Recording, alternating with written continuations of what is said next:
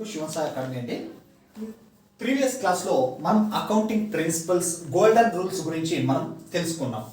ఇక్కడ ఒక ప్రాబ్లం ఇచ్చేసి జర్నల్ ఎంట్రీస్ పాస్ చేయండి అంటున్నాడు. ఈ అకౌంటింగ్ ప్రిన్సిపల్స్ని బేస్ చేసుకొని జర్నల్ ఎంట్రీస్ ఫార్మేషన్ చేయండి అంటున్నాడు. ఇక్కడ మనకి ఈ టైప్లో ఇచ్చినటువంటి కాన్సెప్ట్స్ని మనం ట్రాన్సాక్షన్స్గా ట్రీట్ చేస్తాం. ఈ టైప్లో ఇచ్చినటువంటి వాటిని ట్రాన్సాక్షన్స్గా ట్రీట్ చేయడం జరుగుతుంది. ఇలా 1 monthలో డేట్ వైజ్ మెన్షన్ చేసినటువంటి ఈ ట్రాన్సాక్షన్స్ని డేట్ వైజ్ మెన్షన్ చేసేదాన్ని క్రానలాజికల్ ఆర్డర్గా మనం ట్రీట్ చేయడం జరుగుతుంది. ఇక్కడ మనకి ఇచ్చినటువంటి ఈ ట్రాన్సాక్షన్స్ని బేస్ చేసుకొని ఈ రూల్స్ని బేస్ చేసుకొని దీంట్లో మనం జర్నల్ ఎంట్రీస్ని ఫార్మేషన్ చేయాలి. జర్నల్ ఎంట్రీస్ మనం ఎంటర్ చేయడానికి యూజ్ చేసేటువంటి ఈ ఫార్మెట్ని జర్నల్గా ట్రీట్ చేయడం జరుగుతుంది. ఇలా ఖాళీ ప్రొఫార్మాని ఫస్ట్ మనం జర్నల్గా ట్రీట్ చేస్తాం. దీంట్లో జర్నల్ ఎంట్రీస్ని మెన్షన్ చేస్తే అది జర్నల్ ఎంట్రీస్గా ట్రీట్ చేయడం జరుగుతుంది. జర్నల్ యొక్క ప్రొఫార్మా ఫస్ట్ డేట్ కాలం ఉంటుంది, తర్వాత పర్టికులర్స్ కాలం, తర్వాత ఎల్ఎఫ్ కాలం, డెబిట్ కాలం, క్రెడిట్ కాలం. ఈ ఫార్మేషన్లో ఉండేదే జర్నల్ యొక్క ప్రొఫార్మా. ఇక్కడ మనం ఈ ట్రాన్సాక్షన్ని బేస్ చేసుకొని ఆ జర్నల్లో జర్నల్ ఎంట్రీ రాయాలి. ఎలా రాయాలి, ఈ ట్రాన్సాక్షన్లో మెయిన్ కాన్సెప్ట్స్ ఏవి, ఈ రూల్స్ ఎలా అప్లై చేయాలి అనేది మనకి ఇక్కడ మెయిన్ కాన్సెప్ట్ అండి. Right, first cash received from Sai. Transaction ఏముందండి, క్యాష్ రిసీవ్ చేసుకోవడం జరిగిందంట ఫ్రమ్ సాయి నుండి. ఇక్కడ చూడండి, ట్రాన్సాక్షన్ చూసిన వెంటనే మనం టెన్షన్ పడకూడదండి. టెన్షన్ పడకుండా ఫస్ట్ ఈ ట్రాన్సాక్షన్లో 2 మెయిన్ కాన్సెప్ట్స్ ఏవి అంటే ఆ 2 మెయిన్ కాన్సెప్ట్స్ లేకపోతే అక్కడ ట్రాన్సాక్షనే మూవ్ కాదు అనేటువంటి 2 మెయిన్ కాన్సెప్ట్స్ తీసుకోవాలి. చూడండి, ఇక్కడ number 1 cash received from Sai అంటే క్యాష్ అనేది మనకు one of the main concept. Another one main concept Sai అనేది అనదర్ వన్ మెయిన్ కాన్సెప్ట్. ఇక్కడ చూడండి, క్యాష్ ఒక మెయిన్ కాన్సెప్ట్ ఇక్కడ మెన్షన్ చేసుకుందాం. క్యాష్ ఒకటి, సాయి ఒకటి. రైట్, ఇది one of the asset. Cash అనేది వన్ ఆఫ్ ద అసెట్. ఏ అకౌంట్కి సంబంధించిండేదండి, real account. Right, Sai personal అకౌంట్కి సంబంధించిండేది, పి పర్సనల్. రైట్, ఇప్పుడు ఈ ట్రాన్సాక్షన్ని బేస్ చేసుకొని చూసినట్టయితే క్యాష్ అనేది మనకి రియల్ అకౌంట్కి సంబంధించినటువంటి కాన్సెప్ట్ కాబట్టి ఆ రూల్ అప్లై చేస్తే దాన్ని డెబిట్ చేయాలన్నా క్రెడిట్ చేయాలన్నా అనేది మనం ఐడెంటిఫై చేయాలి. ఫస్ట్ చూడండి, cash received from Sai. Sai దగ్గర నుంచి మనం క్యాష్ రిసీవ్ చేసుకుంటున్నామండి. అలాంటప్పుడు ఈ క్యాష్ అనే అసెట్ మనకి ఫర్మ్లోకి ఇన్ అవుతాందా అవుట్ అవుతాందా, ఇన్ అవుతాందా అవుట్ అవుతాందా. మనం రిసీవ్ చేసుకుంటున్నామంటే మనకి ఫర్మ్లోకి ఇన్ అవుతున్నట్టు. కాబట్టి ఇన్ అయ్యేటువంటి అసెట్ని ఏం చేయమన్నాడండి రూల్లో, డెబిట్ వాట్ కమ్స్ ఇన్. ఏదైతే ఫర్మ్లోకి ఇన్ అవుతుందో దాన్ని డెబిట్ చేయమన్నాడు. కాబట్టి క్యాష్ అనే అసెట్ మనకి ఫర్మ్లోకి ఇన్ అవుతుంది కాబట్టి దీన్ని డెబిట్ చేయాలి జర్నల్ ఎంట్రీలో. రైట్, ఒక కాన్సెప్ట్ క్లియర్ అయింది. Second concept Sai personal account గురించి, పర్సన్స్ గురించి పర్సనల్ అకౌంట్ ఐడెంటిఫై చేస్తుంది మనకి. ఇప్పుడు దీని రూల్ ఏముంది, debit the receiver, credit the giver. ఈ ట్రాన్సాక్షన్ ని బేస్ చేసుకొని చూస్తే సాయి అనేవాడు మనకి రిసీవరా గివరా. క్యాష్ రిసీవ్డ్ ఫ్రమ్ మనమే ఎంటర్ చేస్తున్నాం, రాస్తున్నాం కాబట్టి సాయి అనే పర్సన్ దగ్గర నుంచి మనం రిసీవ్ చేసుకుంటున్నామంటే ఇక్కడ సాయి అనే పర్సన్ మనకి గివర్. గివర్ ఏం చేయమన్నాడు, క్రెడిట్ ది గివర్. అంటే జర్నల్ ఎంట్రీలో సాయిని అంటే గివర్ని క్రెడిట్ చేయమన్నాడు కాబట్టి ఇక్కడ ఈ ట్రాన్సాక్షన్లో సాయి అనే పర్సన్ క్రెడిట్ అవుతాడు. ఇప్పుడు మనకి తెలిసిపోయిందండి ఏమని, క్యాష్ని డెబిట్ చేయాలి, సాయిని క్రెడిట్ చేయాలి అని. ఇప్పుడు ఈ రూల్ని బేస్ చేసుకొని మనం అక్కడ జర్నల్ ఎంట్రీ పాస్ చేద్దాం. చూడండి, ఫస్ట్ 2014 లేదా 1/1/2014 క్యాష్ రిసీవ్ చేసుకున్నాం కాబట్టి ఇన్ అయ్యే దాన్ని డెబిట్ చేయాలి కాబట్టి రూల్ ప్రకారం క్యాష్ అకౌంట్ డెటార్ డిఆర్ ఇది డెబిట్ కాన్సెప్ట్ అని ఇండికేట్ చేస్తుందండి కాబట్టి డిఆర్ అని మెన్షన్ చేస్తాం. తరువాత క్రెడిట్ కాన్సెప్ట్ ని ఎంటర్ చేసేటప్పుడు పేరాగ్రాఫ్ రాసేటప్పుడు స్టార్టింగ్ లో మనం స్పేస్ ఎలా అయితే వదులుతామో అలా సమ్ ప్లేస్ వదిలేసే టు సాయి దగ్గర నుంచి మనం క్యాష్ రిసీవ్ చేసుకుంటున్నాం గివర్ కాబట్టి రూల్ ప్రకారం అతన్ని క్రెడిట్ చేయాలి కాబట్టి అతన్ని credit Sai account right. Narration being cash received from Sai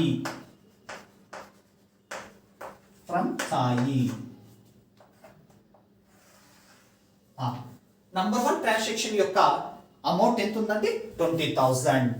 debit concept కి ఆపోజిట్ గా డెబిట్ కాలంలో 20,000, క్రెడిట్ కాన్సెప్ట్ కి సంబంధించి క్రెడిట్ కాలంలో దాని అమౌంట్.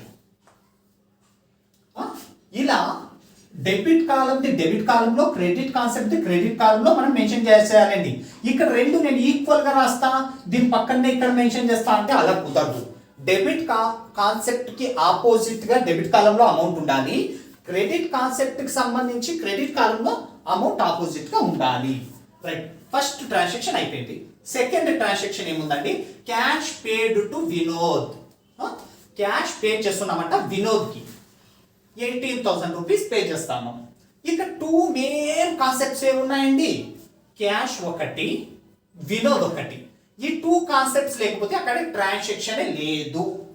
కాబట్టి ఫస్ట్ క్యాష్ వినోద్. క్యాష్ అనేది one of the asset, real account కి సంబంధించినది. వినోద్ పర్సనల్ అకౌంట్ కి సంబంధించినది. ఇక్కడ ఈ ట్రాన్సాక్షన్ లో క్యాష్ అసెట్ రియల్ అకౌంట్ కి సంబంధించినది. ఈ రియల్ అకౌంట్ కి సంబంధించినటువంటి కాన్సెప్ట్ మనకి ఫర్మ్ లోకి ఇన్ అవుతా ఉందా, అవుట్ అవుతా ఉందా? Cash paid to Vinod, Vinod అనే పర్సన్ కి మనం క్యాష్ పే చేస్తున్నాం. అలాంటప్పుడు మన ఫర్మ్ లోకి క్యాష్ ఇన్ అవుతున్నట్ట, అవుట్ అవుతున్నట్ట? మనం పే చేస్తున్నామంటే మన దగ్గర నుంచి వెళ్తా ఉంది అంటే అవుట్ అవుతా ఉంది అని అర్థం. కాబట్టి అవుట్ అవుతా ఉంది అంటే ఇక్కడ క్యాష్ ఏం చేయాలి, మనం క్రెడిట్ చేయాలి. రూల్ ప్రకారం క్యాష్ ని క్రెడిట్ చేయాలి. ఇక్కడ పర్సన్ వినోద్ అనేవాడు ఈ ట్రాన్సాక్షన్ లో రిసీవరా గివరా అబ్జర్వ్ చేయాలి. మనం వాడికి పే చేస్తున్నాం క్యాష్ అంటే అలాంటప్పుడు వాడు మనకి వన్ ఆఫ్ ద రిసీవరే కదా. ఇప్పుడు ఫర్ ఎగ్జాంపుల్ మీరే ఉన్నారు, నేను వినోద్ అనుకోండి, నేను మీకు క్యాష్ పే చేస్తున్నా, అప్పుడు మీరు నాకు రిసీవర్ అవుతారా, గివర్ అవుతారా? నేను మీకు పే చేస్తున్నాను అంటే మీరు నా దగ్గర నుంచి తీసుకుంటున్నారంటే మీరు నాకు రిసీవరే. కాబట్టి రిసీవర్ ఏం చేయాలని చెప్పినాడు రూల్ ప్రకారం, debit the receiver, credit the giver అన్నాడు. కాబట్టి ఇతన్ని రూల్ ప్రకారం డెబిట్ చేయాలి. రూల్ ప్రకారం డెబిట్ చేయాలి. రైట్, ఇప్పుడు ఇక్కడ cash paid to Vinod 2 main concepts ఇవి. ఏది డెబిట్ చేయాలో ఏది క్రెడిట్ చేయాలో తెలిసిపోయింది. కాబట్టి డైరెక్ట్ గా మనం పోయి జర్నల్ ఎంట్రీ పాస్ చేద్దాం. డేట్ ఎంత ఉందండి, 3/1/2014. ఏది డెబిట్ చేయాలి ఇక్కడ, వినోద్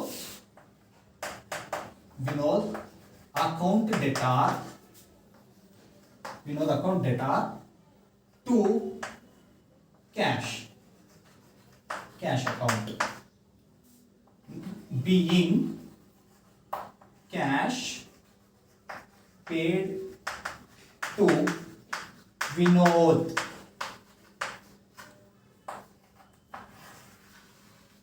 Right. అమౌంట్ ఎంత ఉందండి, 18,000. డెబిట్ కి ఆపోజిట్ గా డెబిట్ కాలంలో 18,000, క్రెడిట్ కి సంబంధించి ఆపోజిట్ గా క్రెడిట్ కాలంలో 18,000. ఇక్కడ second transaction cash paid to Vinod దానికి ఈ టైప్ లో మనం డెబిట్ ఎందుకు చేసినాం, క్రెడిట్ క్యాష్ని ఎందుకు చేసినాం అనేది మీరు అబ్జర్వ్ చేయాలండి. ఇక్కడ చూడండి, cash received, cash account డెటర్ to Sai account, cash paid to Vinod, దీనికి ఆపోజిట్ ఇక్కడ ఏమైంది, Vinod account డెటర్ to cash account, Sai ఇక్కడ క్రెడిట్లో ఉంది, వినోద్ ఇక్కడ డెబిట్లో ఉన్నాడు. ఏమైంది, ఇది రిసీవ్ చేసుకున్నప్పుడు ఇది పే చేసినప్పుడు. Right. Next, purchased furniture for cash, ఒక ఫర్నిచర్ని మనం పర్చేజ్ చేసినామంట క్యాష్ పే చేసి. ఇందులో టూ మెయిన్ కాన్సెప్ట్స్ ఏవి, పర్చేజ్ ఫర్నిచర్ ఫర్ క్యాష్. ఈ టూ కాన్సెప్ట్స్ లేకపోతే ట్రాన్సాక్షన్ అక్కడ జరిగినట్టే లేదు అనేటువంటి కాన్సెప్ట్స్ ఏవో చూడాలి మనం. ఫస్ట్ చూడండి, ఫర్నిచరు క్యాష్, ఈ టూ కాన్సెప్ట్స్ లేకపోతే ఇక్కడ ట్రాన్సాక్షనే లేదు. కాబట్టి first number 1 furniture, another concept cash. Furniture one of the asset, cash one of the asset.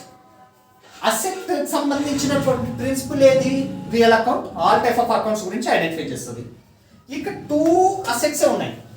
ఇప్పుడు దేన్ని డెబిట్ చేయాలి, దేన్ని క్రెడిట్ చేయాలి, ఏ కాన్సెప్ట్ని డెబిట్ చేయాలి, ఏ కాన్సెప్ట్ని క్రెడిట్ చేయాలి, బాగా అబ్జర్వ్ చేయండి మా.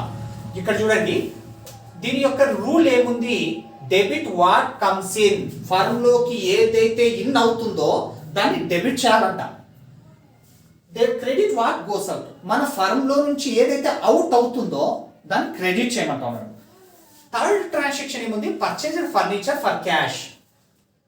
ఫర్నిచర్ని క్యాష్ ఇచ్చి మనం పర్చేజ్ చేస్తున్నాం. మరి ఇప్పుడు ఏది ఇన్ అవుతుంది, ఏది అవుట్ అవుతుందండి, ఫర్నిచర్ మనం పర్చేజ్ చేసినామంటే మనకి ఇంట్లోకి ఇన్ అవునట్టే, క్యాష్ అనేది మన దగ్గర నుంచి వాళ్ళకి వెళ్ళిపోయినట్టే. ఫర్నిచర్ అనేది ఇన్ అవుతుంది కాబట్టి రూల్ ప్రకారం ఫర్నిచర్ని డెబిట్ చేస్తాం. క్యాష్ అనేది దానికి ఆల్టర్నేట్గా క్యాష్ మనం వాళ్ళకి పే చేస్తాం కాబట్టి అది అవుట్ అవుతుంది కాబట్టి దాన్ని రూల్ ప్రకారం క్రెడిట్ చేయడం జరుగుతుంది. ఇక్కడ ఈ టూ కాన్సెప్ట్స్ లో ఇది ఫర్మ్ లోకి ఇన్ అవుతుంది కాబట్టి డెబిట్, క్యాష్ దానికి ఆల్టర్నేట్ గా మనం షాప్ ఓనర్ కి క్యాష్ పే చేస్తాం, మన దగ్గర నుంచి అవుట్ అవుతుంది కాబట్టి దాన్ని క్రెడిట్ చేస్తాం. రైట్. ఎంట్రీ ఏం రాయొచ్చు, 4th date 1st month 2014, furniture account data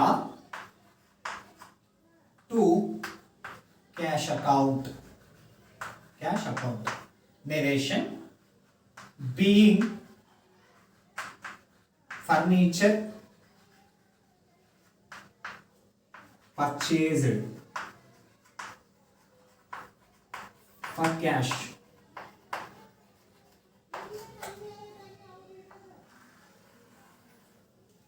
cash ఎంత ఉందండి, 8,000.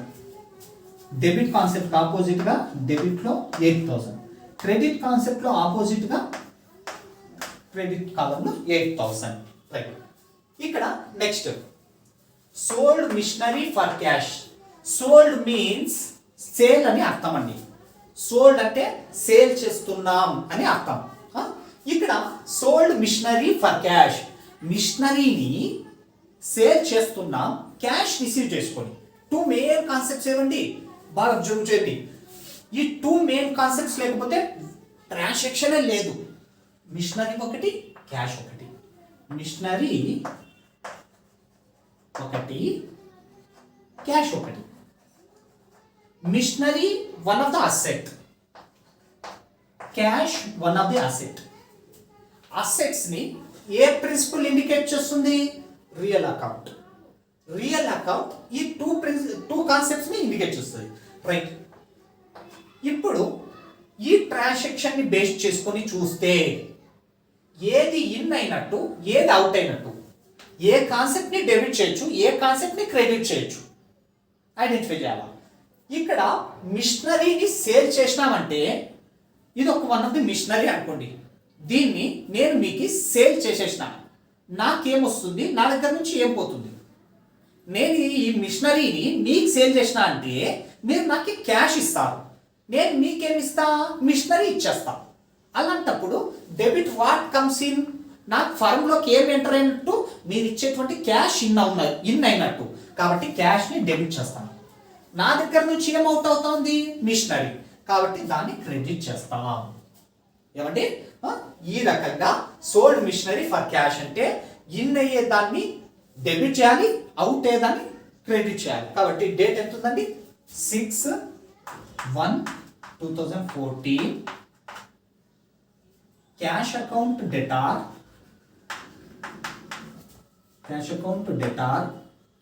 To machinery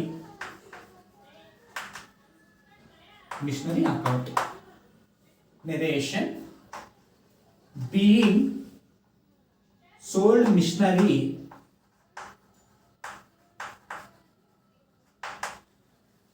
for cash.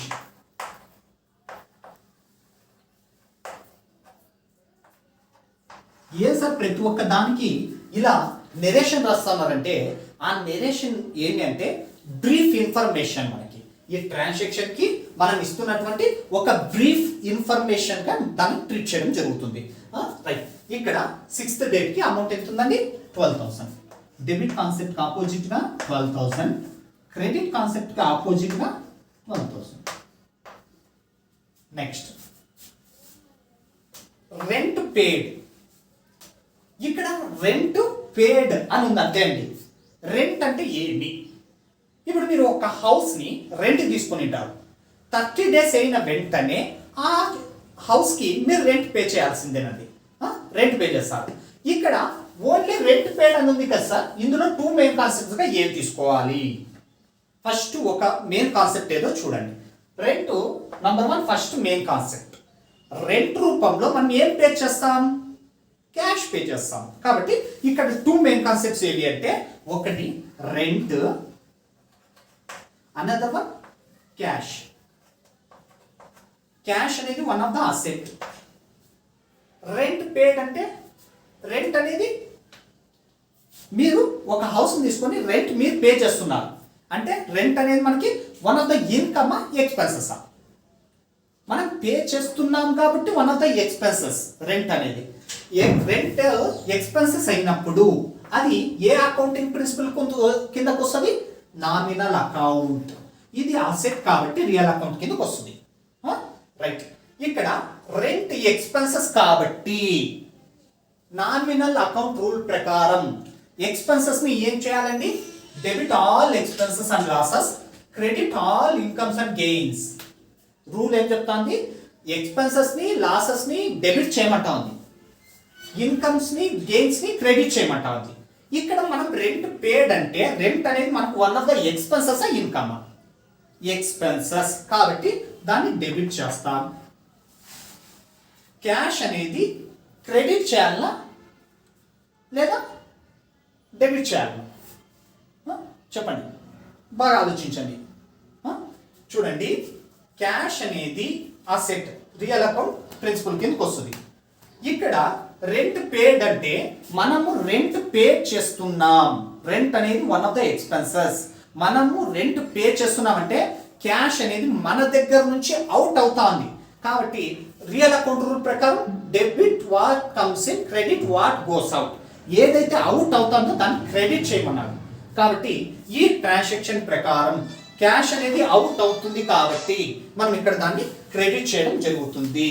కాబట్టి ఎంట్రీ ఏం రాస్తాం చూడండి, డేట్ ఎంత ఉంది, 8/1/2014.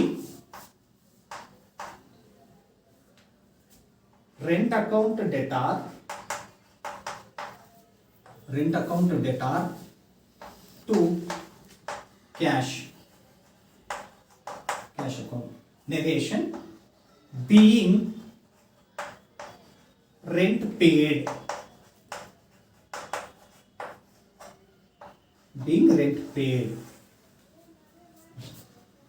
6,000 rupees with cash. Rent 6,000. Debit concept లో డెబిట్ ఆపోజిట్ గా, క్రెడిట్ కాన్సెప్ట్ గా ఆపోజిట్ గా క్రెడిట్ లో 6,000. Next last transaction, commission receive. Commission ని మనం వేరే వాళ్ళ దగ్గర నుంచి రిసీవ్ చేసుకుంటున్నామండి. కమిషన్ రిసీవ్ చేసుకుంటున్నామంటే ఇక్కడ 2 మెయిన్ కాన్సెప్ట్స్ ఏవి? One of the main concept commission. Commission రూపంలో మనకి ఏమొస్తుందండి? కమిషన్ రూపంలో మనకి ఏమొస్తుంది? క్యాష్ వస్తుంది. ఇంకా కాబట్టి 2 మెయిన్ కాన్సెప్ట్స్ ఏవి? కమిషన్ ఒకటి, క్యాష్ ఒకటి. క్యాష్ అనేది one of the asset. Commission మీరు రిసీవ్ చేసుకుంటున్నారు, నేను మీ దగ్గర నుంచి కమిషన్ నేను రిసీవ్ చేసుకుంటున్నా. నాకు అది ఇన్కమా ఎక్స్పెన్సెసా? నాకు ఇన్కమ్. కాబట్టి ఇన్కమ్ అనేది నామినల్ అకౌంట్కి సంబంధించినది కాబట్టి నామినల్ అకౌంట్. అసెట్ అనేది రియల్ అకౌంట్కి సంబంధించినది. నెక్స్ట్ కమిషన్ రిసీవ్డ్ అంటే ఇక్కడ క్యాష్ అనేది one of the main concept ఉంది. ఓ గుడ్డి గుర్తు చెప్తా చూడండి, ఈ కాన్సెప్ట్తో గుడ్డి గుర్తు బాగా గుర్తుపెట్టుకోండి. ఇప్పుడు 2 మెయిన్ కాన్సెప్ట్స్ ఉన్నాయి, కమిషన్ ఒకటి, క్యాష్ ఒకటి. క్యాష్ అనేది రియల్ అకౌంట్కి సంబంధించినటువంటి అసెట్. ఈ ట్రాన్సాక్షన్ బేస్ చేసుకొని చూస్తే కమిషన్ రిసీవ్డ్, కమిషన్ మనం రిసీవ్ చేసుకుంటున్నాం అంటే మన క్యాష్ అనేది ఇన్ అవుతున్నట్ట అవుట్ అవుతున్నట్ట? క్యాష్ అనేది నాకు ఇన్ అవుతున్నట్టు, ఎందుకంటే నేను కమిషన్ని రిసీవ్ చేసుకుంటున్నా కాబట్టి క్యాష్ అనేది ఇన్ అవుతుంది. కాబట్టి డెబిట్ వాట్ కమ్స్ ఇన్, ఏదైతే ఇన్ అవుతుందో దాన్ని డెబిట్ చేయమంటా ఉన్నాడు. కాబట్టి ఈ ట్రాన్సాక్షన్లో క్యాష్ అనే కాన్సెప్ట్ని డెబిట్ చేస్తామని తెలిసిపోయింది మనకి. Another one concept commission. దాన్ని ఏం చేయాలి? ఇంకా ఇది డెబిట్ అయిపోయిందంటే ఇంక రిమైనింగ్ కాన్సెప్ట్ ఆటోమేటికలీ క్రెడిట్. ఏమండి? కాబట్టి ఏదైనా ఒక కాన్సెప్ట్ తెలిస్తే చాలు. ఒక కాన్సెప్ట్ తెలిసిందంటే అనదర్ కాన్సెప్ట్ని ఆటోమేటిక్గా దాన్ని క్రెడిట్ చేయాలన్నా డెబిట్ చేయాలన్నా అనేది మనకు తెలిసిపోతుందండి.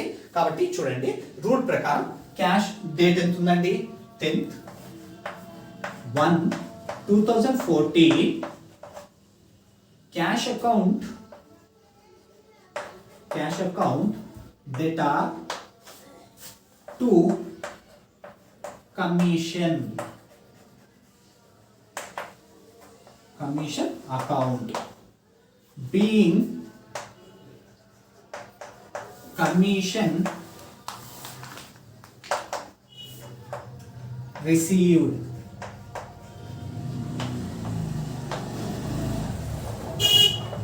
కమిషన్ రిసీవ్ అమౌంట్ ఎంత ఉంది? 4,000.